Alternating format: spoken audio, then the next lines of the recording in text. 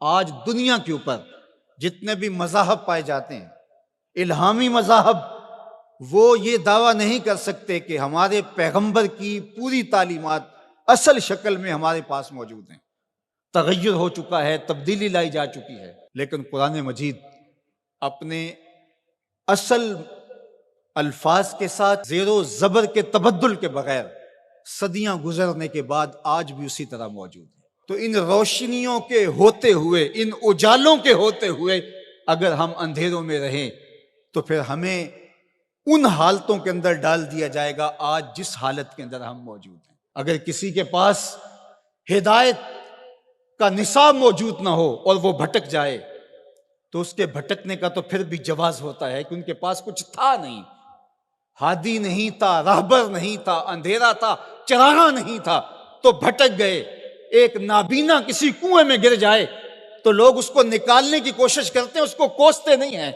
لیکن ایک انکھیارا کسی کنویں میں گر جائے، کسی گڑھے میں گر جائے تو لوگ اسے نکالنے کی بھی کوشش کرتے ہیں، اسے کوستے بھی ہیں۔ تیری آنکھیں نہیں تھی، تجھے اللہ نے چراغاں نہیں دیا تھا، تو پھر بھی گرا ہے۔ یار اگر کوئی اور گمراہ ہو جاتا ہے، اندھیروں میں بھٹک جاتا ہے، تو اس کی بات نہیں ہے حضور کا غلام اور اندھیروں میں چلا جائے، اس لیے کہ تمہارے پاس قرآن موجود ہے، تمہارے پاس ہدایت کا چراغاں موجود ہے۔ اس کتاب کے ہوتے ہوئے تم کس طرح اندھیرے میں ڈوب سکتے ہو، کس طرح ظلمتوں کے سوداگر بن سکتے ہو، کس طرح تم فرقہ فرقہ ہو سکتے ہو، کس طرح تم تشدد اور تفریق کا شکار ہو سکتے ہو، کس طرح تم گروہ بندی کا شکار ہو سکتے ہو جب تمہارے پاس اللہ کی کتاب موجود ہے۔ اس کتاب سے جڑنے والے ہدایت کی راہوں کے مسافر ہوتے ہیں۔ اقبال نے جب شکوے کی زبان کھولی تو لہجہ بہت تلخ ہو گیا۔ اقبال پھوٹ پھوٹ کے رو رہا ہے، اپنے رب سے شکایت کر رہا ہے۔ صفائے دہر سے باطل کو مٹایا ہم نے، نوع انسانی کو غلامی سے چھڑایا ہم نے، تیرے کعبے کو جبینوں سے بسایا ہم نے، تیرے قرآن کو سینوں سے لگایا ہم نے،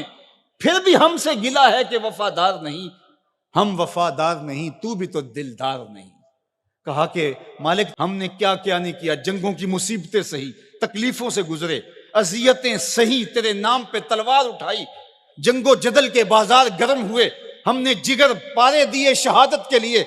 لیکن آج وہی امت در در رسوا ہو رہی ہے، اسی امت کو کاٹا جا رہا ہے، اسی امت کے بچے ذبح کیے جا رہے ہیں، آج گلی گلی کشکول لیے ہم گھوم رہے ہیں، مالک ہمارے ساتھ یہ کیا ہو گیا؟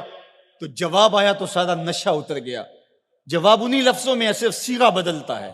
آواز آئی صفائے دہر سے، باطل کو مٹایا کس نے، نوع انسانی کو غلامی سے چھڑایا کس نے، میرے کعبے کو جبینوں سے بسایا کس نے، میرے قرآن کو سینوں سے لگایا کس نے، تھے تو آبا وہ تمہارے ہی مگر تم کیا ہو، ہاتھ پہ ہاتھ دھرے منتظر فردا ہو، ہر کوئی مست مئے ذوق تن آسانی ہے، تم مسلمان ہو یہ انداز مسلمانی ہے، حیدری فقر ہے نئے دولت عثمانی ہے، تم کو اسلاف سے کیا نسبت روحانی ہے، وہ معزز تھے زمانے میں مسلمان ہو کر، تم خار ہوئے تارک قرآن ہو کر، تمہاری پستی، ذلت، زبوحالی، نکبت، رسوائی کا سبب اس کتاب کے دامن کو چھوڑ دینا ہے۔ اتنی روشنیوں کے ہوتے ہوئے، اتنے اجالوں کے ہوتے ہوئے تم اگر در بدر بھٹک رہے ہو تو یہ تمہارا قصور ہے۔ یہ امت جن کو اللہ نے قرآن دیا اور محبوب علیہ السلام کی احادیث بھی ہمارے پاس حرف حرف پہنچی، لیکن پھر بھی اگر کوئی اندھیرے میں ڈوب جائے تو پھر یہ اس کا قصور ہے۔ تو اس کتاب کے ہوتے ہوئے ہمارے دل زنگ آلود نہیں ہو سکتے، لیکن ہم نے اس کتاب کے ساتھ جو سلوک کیا، اس کتاب کے ساتھ ہمارا جو تعلق ہے وہ کسی سے مخفی نہیں ہے۔ یہ صرف کتاب ثواب رہ گئی ہے، جو کتاب ہدایت تھی، جس کا لفظ لفظ ہدایت دیتا تھا، حرف حرف زندگی بخش تھا، جس کی ایک ایک آیت ہمیں جینے کے اسلوب سکھاتی تھی،